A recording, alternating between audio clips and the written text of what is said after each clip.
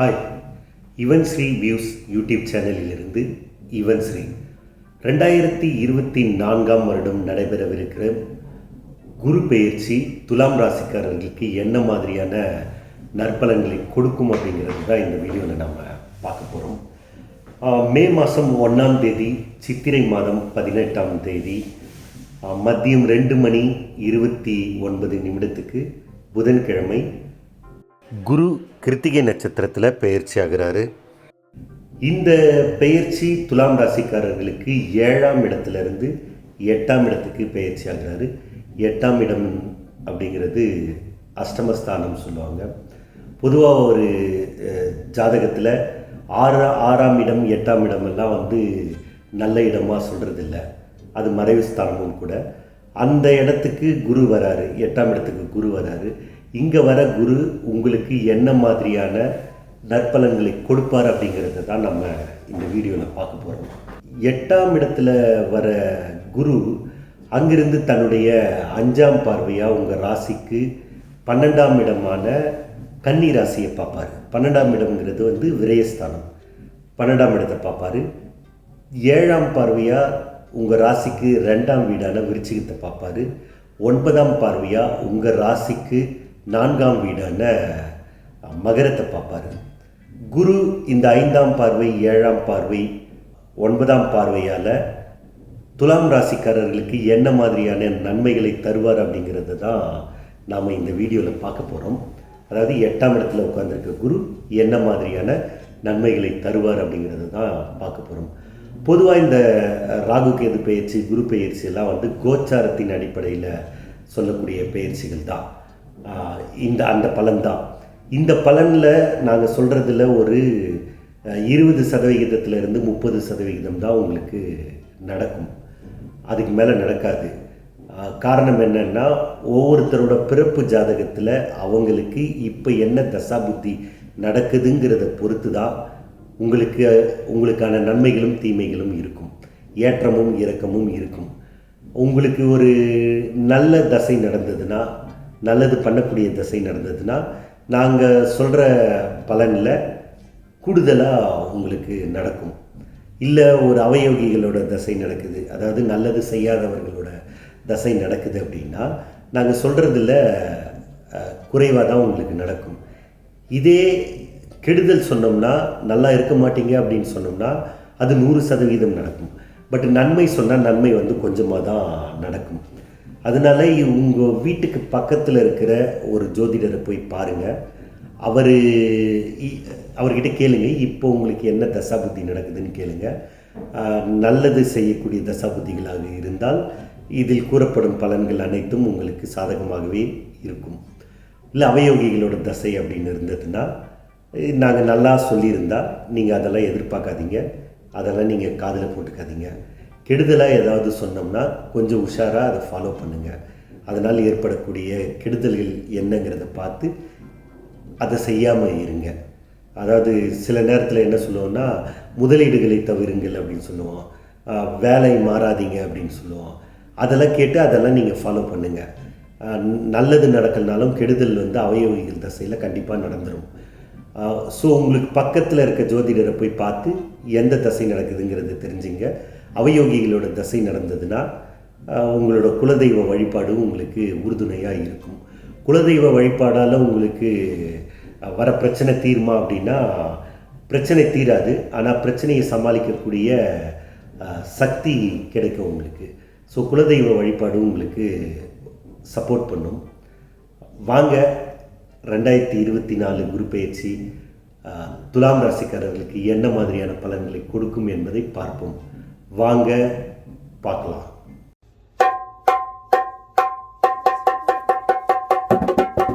துலாம் ராசிக்காரர்களுக்கு இந்த 2024 நடைபெற இருக்கிற குரு பெயர்ச்சி உங்கள் ராசிக்கு 7ஆம் இடத்துலேருந்து 8ஆம் இடத்துக்கு வருது. 8ஆம் இடம் அப்படிங்கிறது ரிஷபராசி. உங்கள் ராசிக்கு 8ஆம் இடம் ரிஷபராசி. ரிஷபராசி சுக்கிரனோட வீடு அப்படிங்கிறதுனால, சுக்கிரனோட ஒரு சுபரோட வீட்டில் குரு வர்றது நல்லது தான். ஆனால் அது 8ஆம் இடமாக இருக்கிறது கொஞ்சம் நம்ம யோசிக்க வேண்டிய ஒரு இடம்தான். அங்கே இருக்கிற குருனால சில நல்லதுகள் நடக்கும். 8ல் அமரும் குருவாலையும் சில நல்லதுகள் நடக்கும். அங்கிருந்து குரு பார்க்குற பார்வையாலும் நல்லதுகள் எல்லாம் நடக்கும். அது என்ன மாதிரியான நல்லது அப்படிங்கிறத நம்ம பார்ப்போம். 8ஆம் இடத்துல உட்கார்ற குரு அங்கிருந்து தன்னுடைய 5ஆம் பார்வையாக உங்கள் ராசிக்கு 12ஆம் இடத்தை பார்ப்பார். 12ஆம் இடம்ங்கிறது வந்து விரயஸ்தானம், அயன சயன போகஸ்தானம் அப்படின்னு சொல்லுவாங்க, விரயஸ்தானம் அப்படின்னு சொல்லுவாங்க. ஸோ விரயஸ்தானம் அப்படிங்கிறதுனால இந்த காலகட்டத்தில் விரயங்கள் உங்களுக்கு அதிகமாக ஏற்படும். அதாவது நீங்கள் பணம் சம்பாதிப்பீங்க, ஆனால் அது செலவாகும். விரயங்கள் ஏற்படும் அப்படின்னாவே பணம் வரும் அப்படிங்கிறது தான் அர்த்தம். ஆனால் அந்த பணம் எப்படி வருது அப்படிங்கிறது தான் உங்கள் கையில் இருக்குது. நீங்கள் சம்பாதிச்சு வேலை செஞ்சு பணம் வந்தாலும் அது பண வருவாய் தான். கடன் வாங்கி நீங்கள் கையில் பணம் வச்சுட்டு செலவு செஞ்சாலும் அதுவும் பணம் இருக்கிறதா தான் கணக்கு, விரயம் ஆகிறதா தான் கணக்கு. அதாவது உங்களுக்கு விரயம் ஆகணும், அது எந்த மாதிரியான விரயம் ஆகணும் அப்படிங்கிறது உங்கள் கையில் தான் இருக்குது. அது வந்து சுப விரயமா இல்லை அசுப விரயமா, வாங்குகிற கடனை வந்து சரியாக பயன்படுத்தணுமா இல்லை தவறாக பயன்படுத்தணுமா அப்படிங்கிறது உங்கள் கையில் தான் இருக்குது. இன்னொன்று, கடன் வாங்கணுமா வாங்கக்கூடாது அப்படிங்கிறது உங்கள் கையில் தான் இருக்குது. 12 குரு பார்க்கறதுனால நடக்கக்கூடிய நன்மைகள் அப்படின்னா, முதல் வந்து விரயங்கள் ஏற்படும். அந்த விரயத்தை நீங்கள் சுப விரயமாக மாற்றிக்கிங்க. குரு பார்வை இருக்கிறதுனால சுப விரயமாகிறதுக்கான வாய்ப்புகள் உண்டு. இது நாள் வரை தடைப்பட்டிருந்த சுப நிகழ்ச்சிகள் நடைபெறும். வீட்டில் ஏதாவது நீங்கள் நல்லது பண்ணணும், சுப நிகழ்ச்சி பண்ணணும்னு இருந்தீங்கன்னா முயற்சி பண்ணுங்கள். சுப நிகழ்ச்சி பண்ணுறதுக்கான வாய்ப்பு உண்டு. சுப விரயங்கள் ஏற்படும். திருமணம் நடைபெறும், தடைப்பட்ட திருமணம் நடைபெறும். இல்லை புதுசாக பொண்ணு பார்க்குறீங்க, இல்லை மாப்பிள்ளை பார்க்குறீங்கன்னா முயற்சி பண்ணுங்கள். திருமணம் கண்டிப்பாக உங்களுக்கோ இல்லை உங்கள் பிள்ளைகளுக்கோ நிச்சயமாக நடைபெறும். அடுத்து வந்து வெளிநாடு போய் வேலை செய்கிறது, வெளி மாநிலம் போய் வேலை செய்கிறதெல்லாம் இந்த காலகட்டத்தில் நீங்கள் முயற்சி பண்ணிங்கன்னா கண்டிப்பாக நடக்கும். ஏன்னா 8, 12, 8ஆம் இடத்துல குரு இருக்கார், 12ஆம் இடத்துல குரு பார்க்குறாரு. அப்படிங்கிறதுனால இந்த வெளிநாடு வெளி மாநிலத்துக்கெல்லாம் வந்து போகிறது, 8, 12ஆம் இடம் சுபத்துவமாக இருந்ததுன்னா அவங்க வெளிநாடு வெளி மாநிலம் எல்லாம் போவாங்க. இது சார்ந்து உங்களுக்கு நன்மைகள் ஏற்படும். வெளிநாட்டில் போய் நீங்கள் வேலை செஞ்சு நீங்களும் டாலர் மழையில் நனையலாம். இல்லை வெளி மாநிலத்தில் போய் நீங்கள் வேலை செஞ்சு அந்த ஊர் மொழிகளை கற்றுக்கிட்டு வெளி மாநில மக்களோட சந்தோஷமாக இருக்கலாம். வெளி மாநிலமும் வெளிநாடு வேலையும் உங்களுக்கு சாதகமாக இருக்கும். இது வேலைக்கு மட்டும் இல்லை, நீங்கள் வந்து சும்மா சுற்றி பார்க்குறதுக்கு போகிறதா இருந்தாலும் போகலாம். அதுக்கும் வந்து வாய்ப்புகள் உண்டு. இந்த காலகட்டத்தில் அயன சயன போகஸ்தானம், அயனம் சயனம் போகம் இதெல்லாம் உங்களுக்கு வந்து அதிகமாகவே அதிகரிக்கும். அதனால் உங்களுக்கு சில நேரங்களில் பண விரயங்கள் ஏற்படுறதுக்கான வாய்ப்பு உண்டு. மெயினாக இந்த குரு பயிற்சியில் உங்களுக்கு வந்து செலவாகும். அந்த செலவை எப்படி பண்ணுறதுங்கிறத முடிவு பண்ணிங்க. எந்த மாதிரி செலவு அப்படிங்கிறதையும் நீங்கள் முடிவு பண்ணிங்க. அது உங்கள் கையில் தான் இருக்குது. பணத்தை வாங்கிக்கிட்டு போகம்னா சந்தோஷம், ஆடம்பரம் அதெல்லாம் இருக்கு இல்லையா, அதெல்லாம் பண்ண போகிறேன், வெளிநாடு போய் சுற்றி பார்க்க போகிறேன், வெளி மாநிலம் போய் டூர் போகிறேன், சுற்றி பார்க்க போகிறேன் அப்படின்னா அது வந்து மோசமான ஒரு விரயமாக இருக்கும். அதனால் அது எந்த மாதிரியான செலவுங்கிறத பார்த்துக்குங்க. பணம் உங்கள் கைகளில் இருக்கும், உங்கள் தேவைக்கு பணம் வரும். அதனால் நீங்கள் துணிஞ்சு எதை வேணாலும் செய்யலாம்.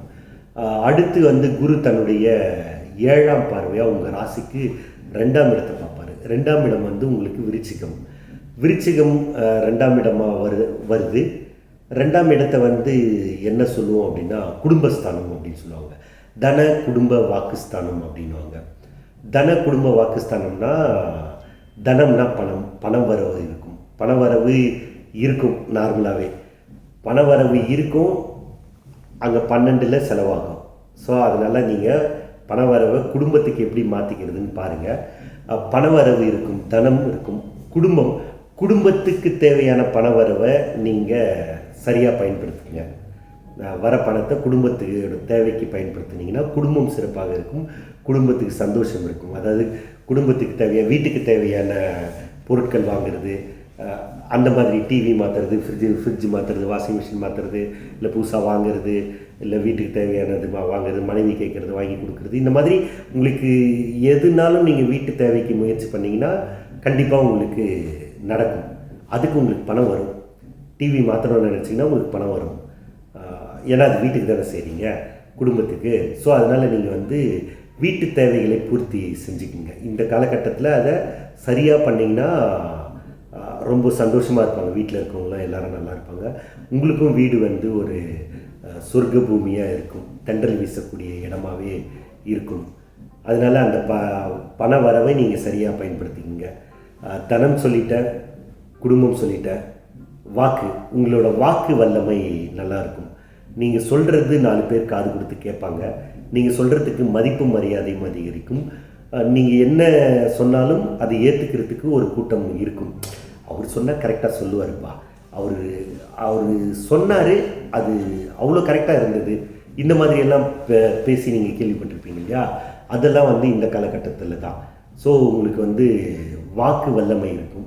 அதனால் வாக்கை சரியாக பயன்படுத்துங்க. வாக்குங்கிறது வந்து பேச்சு சரியாக பயன்படுத்துங்க. சரியாக தான் பயன்படுத்துவீங்க, அன்பாக தான் பேசுவீங்க இந்த காலகட்டத்தில். அதனால் குடும்பத்துலேயும் சந்தோஷம் அதிகரிக்கும், வீட்லேயும் சந்தோஷம் அதிகரிக்கும், உங்கள்கிட்டையும் சந்தோஷம் அதிகரிக்கும். அடுத்து வந்து குரு தன்னுடைய 9ஆம் பார்வையாக உங்கள் ராசிக்கு 4ஆம் இடத்தை பார்க்குறாரு. மகர ராசி 4ஆம் இடம். 4ஆம் இடம் அப்படிங்கிறது வந்து சொத்து, சுகம், வண்டி, வாகனம், அம்மா, இதெல்லாம் கல்வி, இதெல்லாம் வந்து 4ஆம் இடம்தான். இதை குரு பார்க்குறதுனால இதெல்லாம் மேன்மை அடையும். பொதுவாக குரு ஒரு இடத்த பார்க்குறாருன்னா அந்த வீடு மேன்மை அடையும், அந்த இடம் மேன்மை அடையும். 4ஆம் இடத்தை பார்க்குறதுனால நீங்கள் வந்து குருவிக்கும் சொந்தமாக கூடு உண்டு, நமக்கு ஒரு வீடு இல்லையே அப்படின்னு நீங்கள் ஏங்கி இருந்தீங்கன்னா இப்போ உங்களுக்கு வந்து சொந்தமாக வீடு அமையறதுக்கான வாய்ப்பு உண்டு. முயற்சி பண்ணுங்கள். நீங்கள் வீடு வாங்கலாம், இல்லை வீடு இருக்கிற இடத்துல நீங்கள் வீட்டை கட்டலாம், இல்லை வீடு கட்டுறதுக்கான இடம் வாங்கலாம், நிலம் வாங்கலாம், இல்லை விவசாயம் பண்ணுறதுக்கான நிலம் வாங்கலாம். வீடு, மனை, இதெல்லாம் உங்களுக்கு இந்த காலகட்டத்தில் அமையும். முயற்சி பண்ணுங்கள், வீடு கட்டுங்க, இல்லை புதுசாக வீடு வாங்குங்க. உங்கள் வீட்லேயும் கிரகப்பிரவேசத்தின் ஓமம் வாசம் வீசும். அடுத்து வண்டி வாகனம் ஏற்படும். வண்டி வாகனம் சம்பந்தமான செலவுகளும் ஏற்படும். அதாவது செலவுன்னா செலவு பண்ணுறதுன்றதுனாவே நம்ம வந்து அதை மாற்றி அமைக்கிறது தானே, ஐ மீன் அதை பழுது பார்க்குறது, சரி பார்க்குறது தானே. இந்த காலகட்டத்தில் வண்டி வாகனத்தை சரி பார்ப்பீங்க, இல்லைனா வந்து புதுசாக வண்டி வாங்குவீங்க, பழைய வண்டி போட்டு புது வண்டி வாங்குவீங்க, இல்லை பைக்கில் போகிறவங்க காரில் போவீங்க.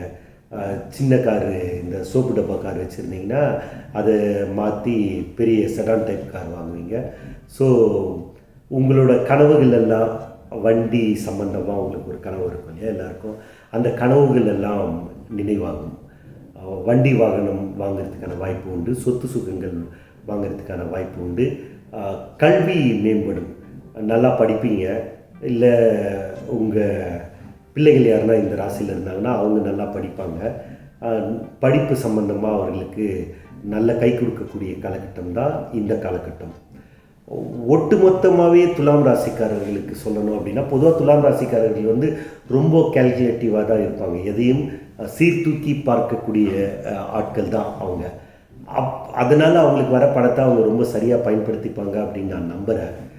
இந்த குரு பெயர்ச்சி துலாம் ராசிக்காரர்களுக்கு விரயங்களை அதிகமாக கொடுக்கக்கூடிய, பணவரவுகள் அதிகமாக இருக்கக்கூடிய, சந்தோஷங்கள் அதிகமாக இருக்கக்கூடிய குரு பெயர்ச்சியாகவே அமைந்துள்ளது. சந்தோஷங்கள் உங்களை தொடர்ந்து வர உங்களுடைய குலதெய்வ வழிபாடு உங்களுக்கு உறுதுணையாக இருக்கும். நன்றி, வணக்கம்.